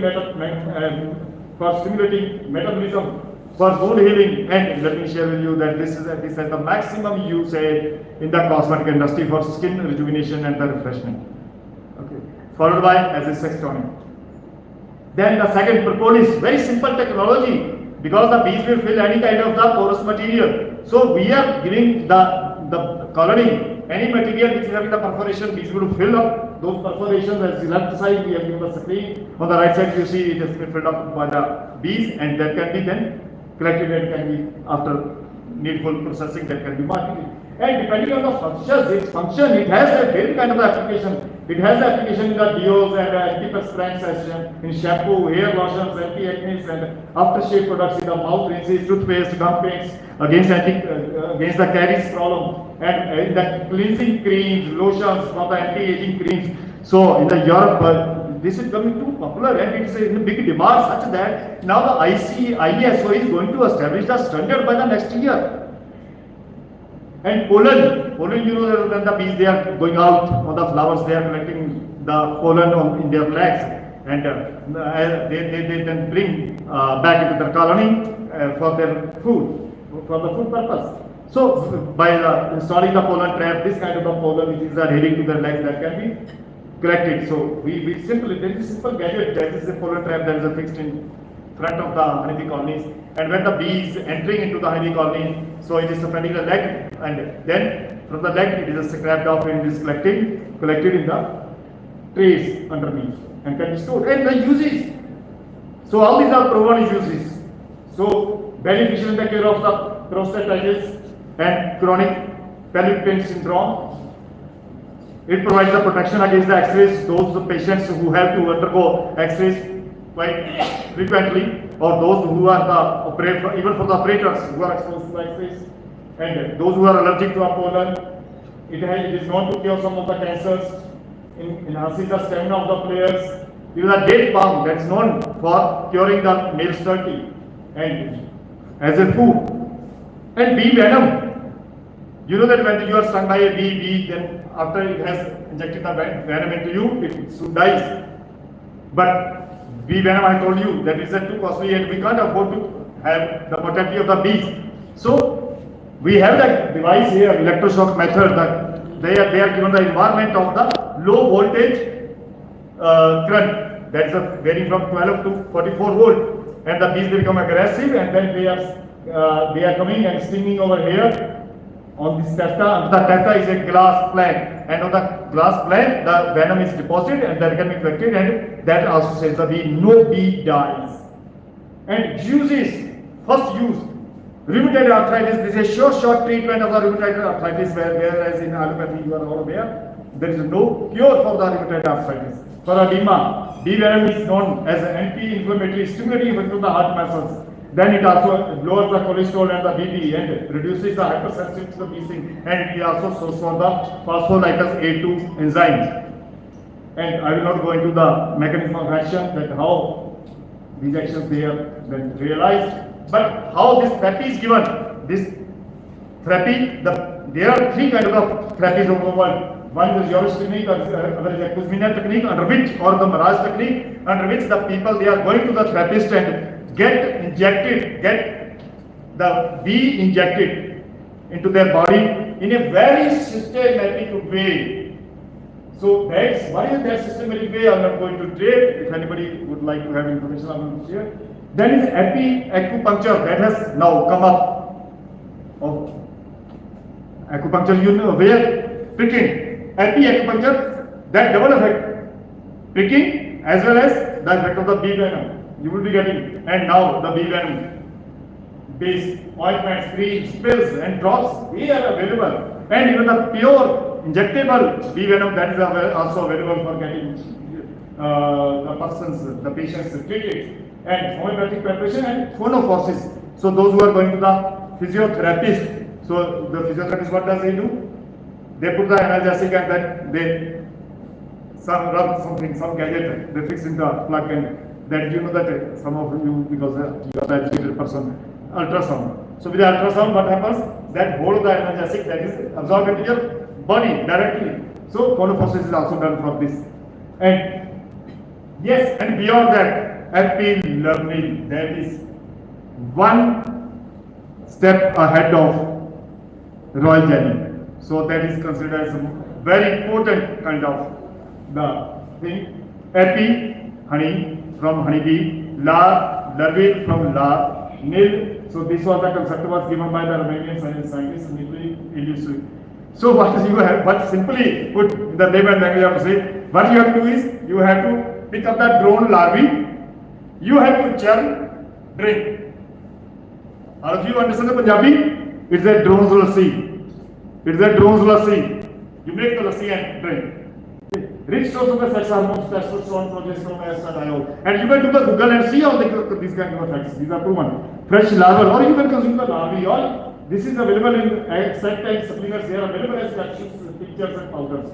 So it has so many other effects also. It regulates your immunity, anti-inflammatory, skin rejuvenation, and also has a curative effect on the ovarian dysfunction in women, male infertility, thyroid and immunity disorders, and malnutrition in the children, and those who are aiding with the nervous and mental disorders, and other ailments, including the urinary tract diseases, that is diarrhea, chest pain, migraine, constipation, and those the pregnant ladies who are having the stretch marks for curing those.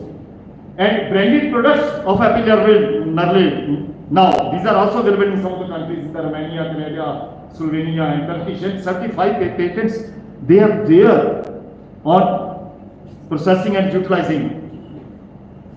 And how the larvae are to be collected? Simply, even beyond the epilermine, even for the other purpose, if you have to collect the larvae, simply what we do is that we put the comb under the water and the larvae they will float out. Because you know, those who have seen the colonies inside, they are the larvae, they are so clean and in a very healthy environment. They are very shiny and creamy. So, nothing offensive. And those larvae, they can be fried and put to your chaat masala and can have a snack with your tea, evening tea. Or you can fry it with garlic, you can just make the pakoris in the basin, you can fry it. And this is what the people they are doing in other countries, yes. Or this can be just be boiled, and you can then enjoy. And epitherapy. Yes, if you look at the definition I have shared with you, that is making the whole of the ecosystem in use. So here I am coming to that comprehensive natural factors of the bee activities, not only the products. So I will give it fast. Bee venom botox. Have you ever heard of the bee botox? The people, the celebrities, they are going to the Western countries and getting the chemicals injected into their faces and other body parts to get their body taut and elastic for reshaping their body. But now the people, they are going for the natural botox, and all the natural botox that is carrying the bee venom, because the bee venom is giving the same kind of effect that it stimulates the production of the collagen and elastin. Collagen that strengthens your tissues, and this elastic that will keep your skin tight even after you are pinched, so that will come back, and it also has the effect of relaxing the muscles. So now people are crazy for this natural kind of things, and there is a huge advertisement market. You can do the Google and can see. So it is written bee venom, a natural alternative botox. So there is a big market now. The people are now, so this bee venom. So did you think that why it's being sold at 22,000 rupees a gram? Because the market is there. Market is picking up, and people can pay. Then honey massage in the European countries, particularly in the Tibet, in the Russia, and now it has picked up like anything in the Hungary, followed by Slovenia.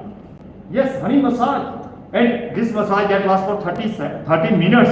Only 1 or 2 spoons of the honey that is used. But what I am going to emphasize here is it is not that pleasing as it seems to be. It is very, very painful because the honey is very, very viscous.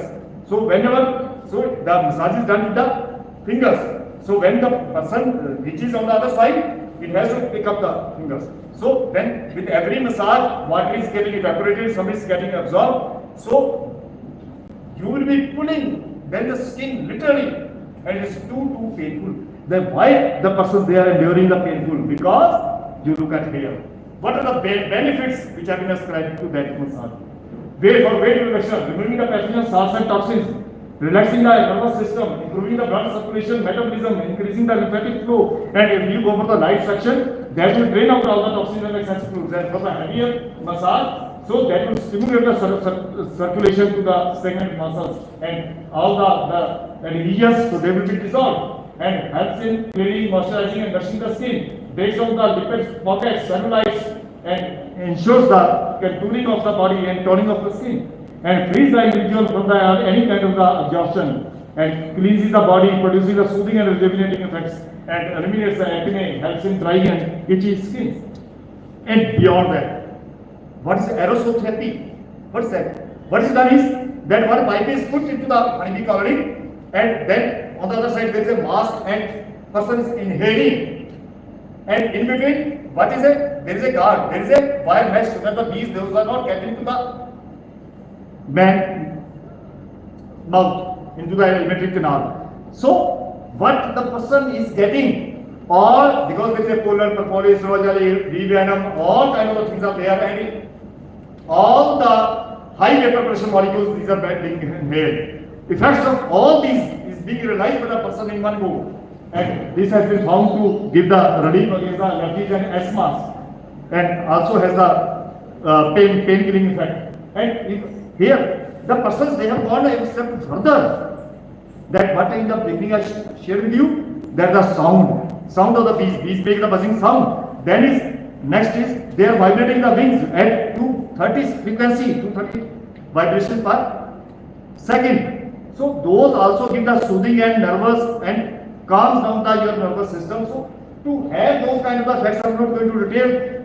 Particularly in the Slovenia, people have transformed their bee house, these apiaries into the bee houses, and those are called as epitherapical chambers. And this kind of the therapy is a subspecialty epitherapy which is now being known as the oleotherapy or uletherapy. So if you look at here, the 3 persons, they are sleeping in the, they are lying in the same chamber, and here are the holes. So holes, from the holes, the air of the colonies that is getting into the cable, and here there is no on the top, here there is no top cover, there is a very thin inner cover, and there is a very thin bed sheet from where they can feel the buzzing sound as well as the ultra vibrations. Here you see this kind of system, and the beekeepers, they are earning a lot. And here you see this is beekeeper. Here are the colonies, and it is a one couple or 2 persons they can get into this. and here is for the kids. So they have a different kind of orders, and this is called as 1 star, 2 star, 3 star, just like our hotels. What kind of city you want? You want the TV in front of you. You want the kind of magazine. You want the soft drink, hard drinks, like that. And here you can see the beekeeper that is arranging only for one single lady. He has small. So from here, so these are the holes from where she will be getting the smell of the honey colony, and the gentleman will then close the door. And here. So this gentleman, Simranjit Singh Daral, who had been the president of the PAU's Progressive Beekeeper Association, he went to the abroad, then he started this business over here in the Rajpura. And yes, this gentleman you will be able to recognize. He is the Secretary Agriculture, former Secretary Agriculture Punjab, Barkan Singh Pannu, and this gentleman is a Food Commissioner, Balmar Sharma ji. So they visited to that outlet and got the treatment.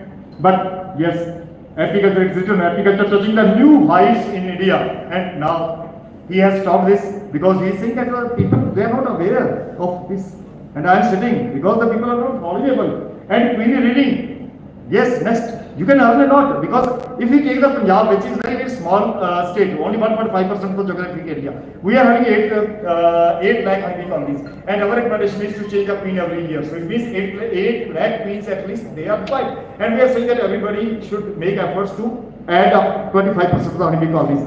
So it means 10 lakh, those are required every year. Is there anybody who can supply that big? So this speaks of large volume of the opportunity. And techniques, we are having the techniques, because I have already overshot the time, I am skipping. And all kinds of latest techniques, those are also available with us. Technologies are there, and we can also carry out the cleaning, a part of that, part of the process that can be completed in the incubator, so that our colonies, they are free, and we can make use of to run the another cycle of the cleaning from those very colonies. And epi tourism. As in the UK, if you happen to go, you can't enter into the any kind of. So epitourism is one. So that is a what we can say that can help in spreading the knowledge and awareness about the bees and the people there in the European countries. So they are charging for that. And here in India, it has started. This is a one tourist center where this is separate in acreages in the Nasik area, sir, because you are nowadays there. So Baswan, that is the Baswan area. So you can go and visit and see that. So this gentleman has established a tourist place like any kind of a professional, and is charging rupees 200 per person every day, even from the students. So there is always a queue, and that is worth 200 is worth. So I will not be going into details. So these are the pictures from that very bee garden. And yes, another dimension, the latest science. Bees as a biomarker of the biosensor. Only this very year, if you have come across some newspapers, June 2024. So Michigan State University, so they have discovered that the honeybees, they can detect the lung cancer without. It is a non-invasive kind of technique which is so cheap. They are saying cheapest method and so specific. Within no time they can detect. And rather the two different kinds of the lung cancers, they can be differentiated by the honeybees. And yes, the Dutch scientists during the 21, so it was in the news. So they trained the bees to detect in the COVID patients that the COVID can also be diagnosed. So I have a movie, but I will not run that movie. So even Croatian scientists during 22. So, I would end up with this. The rest of I'm sorry. So Croatian scientists. So they have developed a bee-based biohybrid system for the landmine detection, because you know that going into the landmine and detecting, it is a very hazard prone. So now they are making use of the bees to detect the landmines. So this all speaks of the scope of or the non-traditional or the novelties the other people, they are heading towards within the apiculture itself. So apiculture speaks of, so all these kind of the potentialities, they speak loudly about the scope of the agriculture and the India. Yes.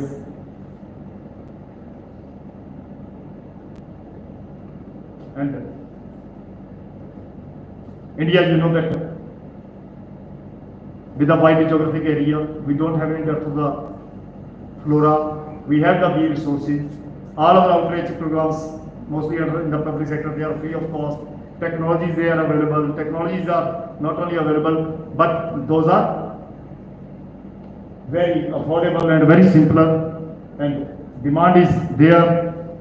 And given the digital era and the IoT technologies available, so we can search for the greener pastures in the agriculture itself. So with these words, so I'm sorry I have taken longer than, and probably I have a rather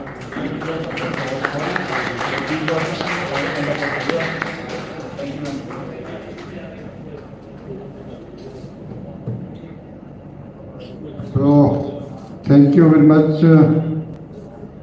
Dr. Suneja has given very comprehensive the use of honeybee, how to further scope is there. So very exhaustive lecture. But one thing I do admire, the content is very perfect. But generally lecture should not be more than 25 minutes. If you are a good speaker, that gives the your message. If you go over time, no, most of people start not listening what you are saying. This is a precaution. I generally see that more than 25 minutes, 30 minutes is a good enough time. And it is a class lecture, you can have and speak 2 hours, 3 hours, it's okay, no problem. Thank you very much, Doctor. We'll take question later on. You can take question later on, okay. So, almost 1 hour Dr. Suneja has taken. So now our last speaker, how I can limit him? So I have given my intention. So I think he will best known person, and he know how the time management is also very important. So I invite Dr. S.S. Sindhu sir, the ex-dean Indian Agriculture Research Institute, New Delhi. He has a lot of experience of floriculture particularly, and lot of other experiences. So now I invite him to share his views. The topic is selected down the presentation.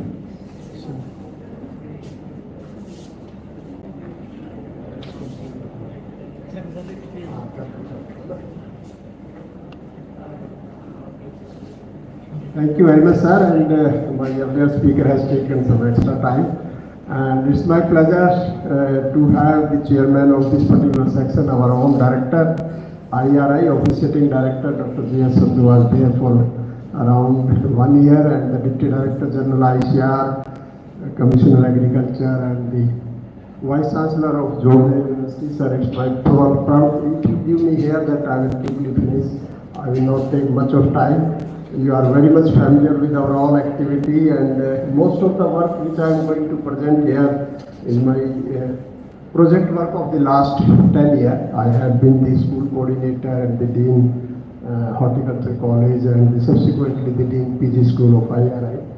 And as has been mentioned in the inaugural session, that horticulture has surpassed the food grain production as well, and it has reached to 350 million ton, whereas the food grain production is 330 million ton.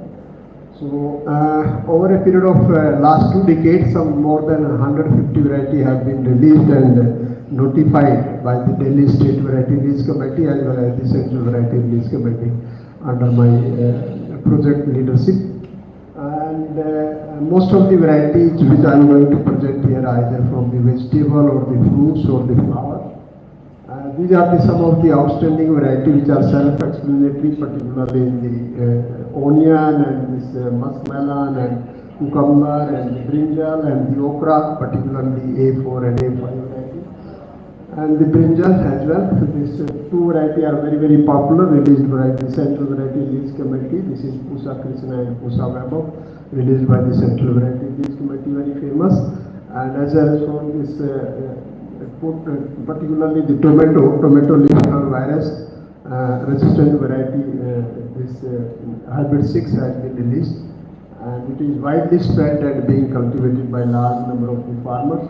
The TSS is quite very high, As far as the cone group is concerned, the cabbage, cauliflower and the Brussels sprouts, particularly the anthocyanin-rich variety of cauliflower has also been evolved, and these are very popular in the market and being grown commercially in the NCR region and the other part of the country. The Peace Institute, particularly IRI, is extensively working on the hybrid variety development program in the tomato, particularly for the protected cultivation. And these are these cherry selection 1, cherry selection 2 has been evolved. And in case of this bitter gourd also, this is also one of the potential crop for protected cultivation. And these are some of the outstanding variety of particularly the muskmelon. This is Pusa CITAAS, Pusa Sunehri. These are being even cultivated right from the desert area of Rajasthan to Leh Ladakh in the cold desert area under the protected structure. These are some of the outstanding variety from Katran station and CMS based hybrid, the cabbage hybrid 1 and the cabbage snowball hybrid 2, and then capsicum as well. And as far as the protected cultivation center is extensively on the hydroponics, particularly growing the lettuce and the leafy vegetable and the protected cultivation. The flowers, again, very important to year-round production of the chrysanthemum. And these are some. Let's come to the fruit size. As far as the fruit is concerned, some 15 varieties have been evolved, and particularly the mango, we have developed many varieties, and these are some of the outstanding, particularly the Pusa Pratibha, Pusa Sreshta, Pusa Pitambara, and Pusa Lalima. Actually, in the European countries, particularly the low TSS variety are being preferred as compared to our Indian. We are, taking the more sweeter variety as compared to the less TSS based variety. These are some of the variety of grapes as well as in the acid lime and sweet orange. In papaya also, this Pusa Pre recently released during 2022.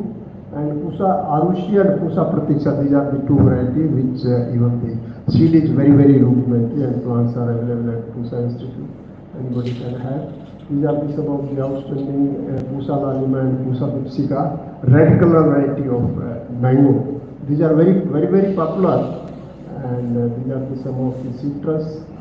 And lemon selection 1, it's year-round production, particularly the Sadabahar. And this gives the fruiting during summer as well as the winter season. And this is the rootstock, particularly evolved for grafting. Then Pusa Core, normally the walnut, normally the fruit are being set at the terminals. But in case of this particular variety, this work was carried out at our administration at Simla, and lateral bearing is there and height is completely less. So it is very easy to harvest the walnut fruits, particularly from this particular variety. As far as the floriculture and landscaping is concerned, where I have been the head of the division for the last 1 decade, 10 years. So during that particular period, 20 to 25 variety have been released, and during that time, mostly these Pusa Rajat and Gladulus, Pusa Rubin, Chrysanthemum Rose, Pusa Lakshmi, Pusa Bhargav. Just I will quickly go through the pictures, then you will be able to see. These are some of the outstanding varieties during this time. This Pusa Mag, Pusa Red Valentine, and Pusa Vidusi, and Pusa Shanti, again very important. It's a very good multiplier and very good resistant as well as it's a very long stem. This hybrid is very famous because white color variety is very limited in the market. We have the more of the red color variety. Pusa Rajat is also evolved during the last year. Pusa Lily, the first kind of variety evolved in the GM group. Roses, we have a large number of variety of roses, and you know that Dr. B.P. Pal was known for the roses, and he was the first DG ICR and the rose lover. And he has evolved large number of variety, and the rose sarbat was the first variety evolved by Dr. B.P. Pal, in addition to his many other varieties. And in the series of that we have added few varieties, some of the outstanding variety, particularly Pusa Mahek. It has very outstanding fragrance. And then Pusa Arpana, again it is a very floriferous and round the year blooming, and it's propagated through cutting. This is the beauty of this particular variety. This Pusa Lakshmi recently developed, and this Pusa Lux and Pusa Bhargav, again the pink color variety. In case of Chrysanthemum, this Pusa Guldasta and the Pusa Sweet, these have been evolved. These are very, very famous variety, and Rohit also had it last time. And this is the flower regulation in the greenhouse cultivation. These are some of the technology. IR is also known for marigold, and 7 to 8 variety have been evolved in the marigold.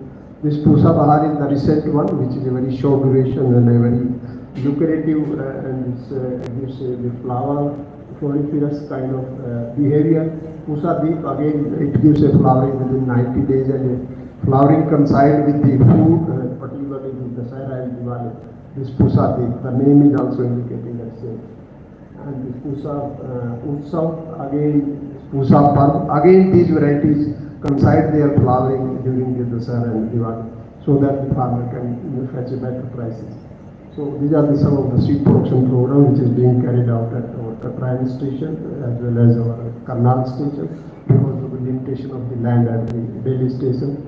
Bougainvillea is also another important area where we are working extensively and maintaining more than 100 variety at Bougainvillea garden at New Delhi. And IRA is also an international Bougainvillea registration center. This is Pusa Kansa has been released, and the leaves are golden color, and this particular variety is suitable for in the central verge of the roads, plantation in the ports, as well as in the grafting technology. Again, a new technology, particularly making the graft of the many colored variety at a single plant. You can fetch this particular activity, and you can fetch a very better price comparatively in the traditional variety.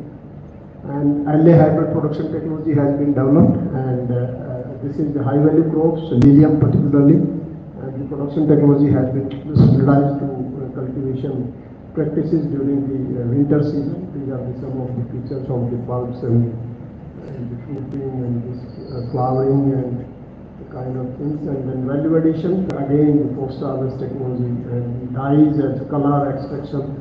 Landscaping is again the major area where we are working extensively, and some of the landfill area have also been converted quite green with the turf management and the plantation. We have also standardized some of the trees which are pollution tolerant. Some studies have been carried out, and based on the air quality index, particularly these trees have been identified. And this tree shifting, again burlapping, this is known as burlapping, and nowadays because of the metro, because of the several development program, the trees are needs to be shifted. And these are some of the challenges. We are normally the quality planting material is one of the major challenges. These are some of the books and publications. Not much, but a few of them are being listed here. Thank you very much. And as you know that horticulture is a sector which is a key area of the nutrition security as well as the national prosperity. So thank you very much. And anyone has any questions?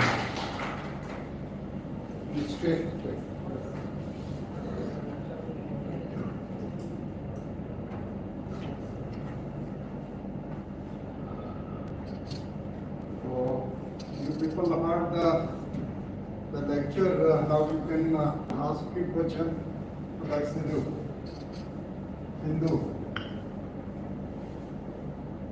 Yes, if you have any question, yes, please. Sir multi colour flower के बारे में थोड़ा अधिक बता। Multi colour flower की जो आपने bougainvillea के बारे में बताया। Okay, okay. प्रोपेगेशन टेक्निक जो विकसित की गई है। Yes, grafting is not a new technique. Grafting is a quite old technique, but only the people are not practicing. Grafting is very common in the fruit plants.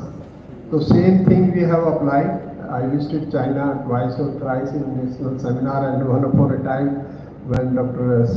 Sandhu Saab was the director IRI, at that time he has even allowed me to go to China at the very last moment. So we learned this technique and we have applied, and we started doing this practices at our IRI Bougainvillea station. Sometime you can come and have some kind of practices, and you can see tongue grafting is very common, cleft grafting is very common. We remove the top and we take the only few stems on the tree, and then you bring the sign from the desired variety, from the different color, and you insert and do the grafting, and then wrap it and then it will survive and become one single plant having different kind of color, just like many variety of mango on a single plant. So that particular technique. So you are always welcome, and J.S. Bilga Sahib is with us, very senior colleague sitting here, a very down-to-earth person. Is a man of landscaping, is extensively working at Batinda Central University as well as Amritsar and Dr. Sindhu, I am very happy with your 10-year achievements. yes, sir. I have just to comment, but no questions. yes, sir. Wonderful works have been done at IRI and all other agricultural universities in different departments. Now I have been visiting IRI many times on flower shows and seminars. But Yes, sir. During COVID time, it could not during be last happen. some years I could not go, but I am very happy to see the results here. Thank you, and All the best for your thank you very much. You have also been very quite active on the group as well. Thank you very much. Certainly, we'll invite you sometime.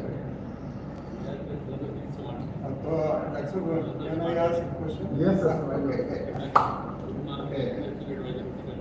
No doubt, IRI is a premier institute of India. Everybody is looking what he is doing, and always remain ahead of the others.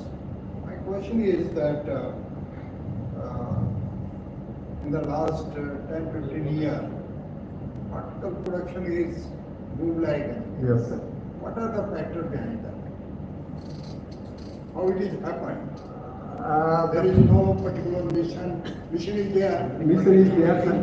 Actually, the horticulture is only one of the better options comparatively to diversify in agriculture and to get more and more return per square meter area as compared to the tertiary growth. People are coming forward, and particularly, Dr. Wait a minute, please.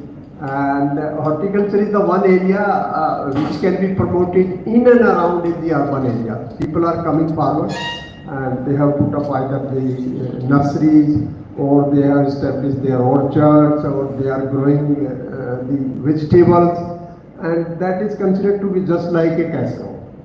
So that's why people are coming, and even to save our land from the encroachment or for the any other purpose of the government, the horticulture is one of the area. If your orchard is there, then your land is safe. What I was saying, your technology is a factor behind that. Technology certainly is also. Technology and varieties from IRI, definitely they are quite lucrative, and people are coming forward and taking the seeds of the various hybrids, particularly, and growing in their net house and greenhouse. And even the mango varieties are being multiplied and upscaling at a larger scale. So we have given the licensing for seed production activity of different flowers, as well as the multiplication of the mango variety, particularly the red one. That is also there, sir. Thank you. Let's give you a big hand for us.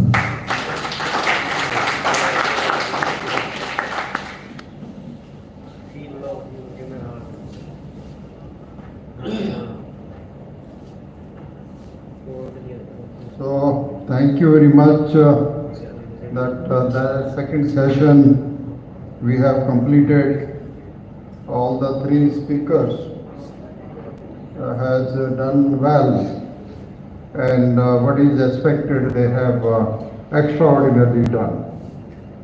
Let's talk with the mushroom. Dr. Kamal really done well. It's a commendable, and you have information in that.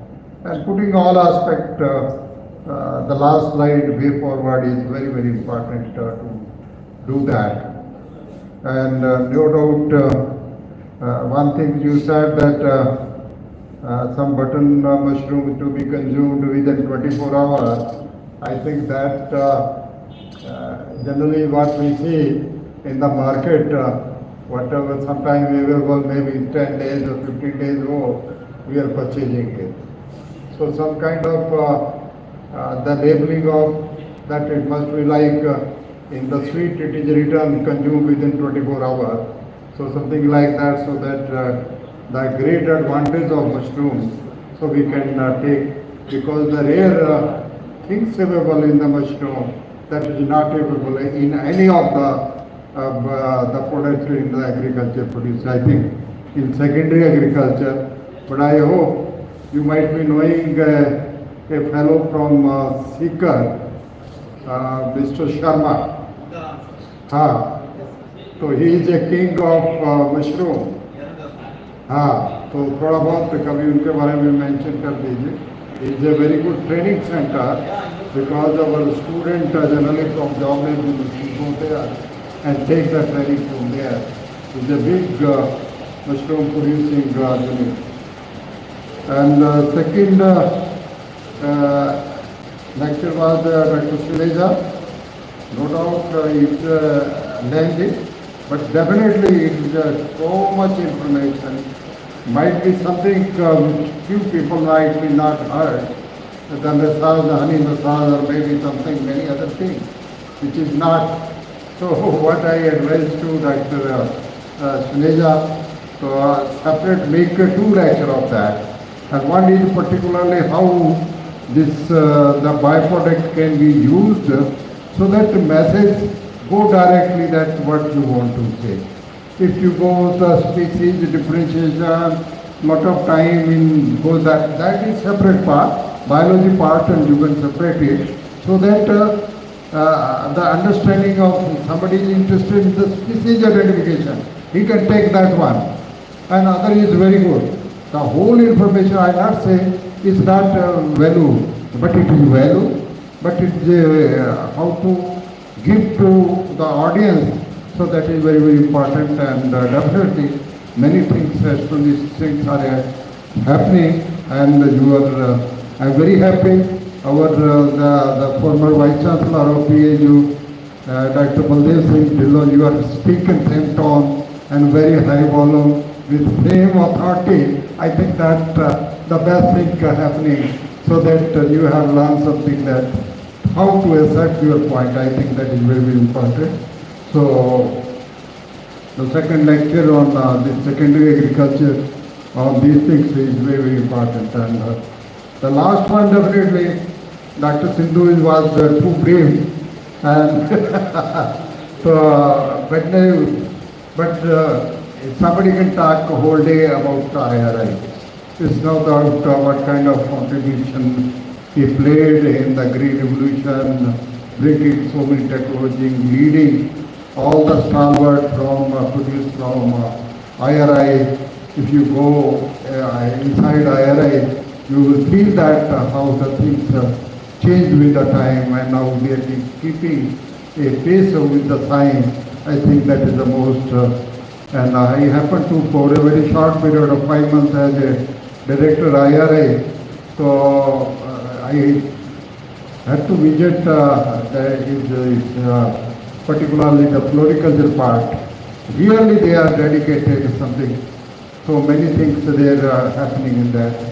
But definitely in the cross, in the horticulture, what is things happening.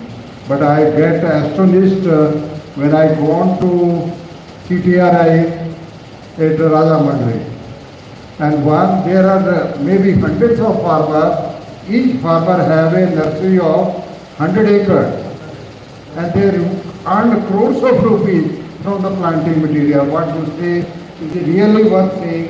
If you go to that place, there is a Tobacco Central Institute of ICR Institute. I gone to there. I think maybe same kind of application, maybe somewhere else available. But what kind of, they are loading truck of truck, the planting material to go different part of the country, and particularly the new hotel and other things. In the one night they can flourish like that. Now the new technology, they can plant a tree from one side to other side. I think that kind of technology is really, we have to take advantage of the science which is happening. And that is definitely all the young blood people here, they can start any of the entrepreneurship. So this is the time to learn from these lectures that what is happening around. You will not find many things what speakers spoke here and what you are looking for that. I think this is a rare opportunity for you people to be being with us. No doubt my co-chair was not available for time, that is taken. But definitely that reporter is here, so he might be noted down. If he not, then they can consult the speaker and put some few points so we can submit tomorrow to the organizer. So I am stopping here. Again, please give to the big hand to all the three speakers. Those make this project very comprehensive. Thank you very much.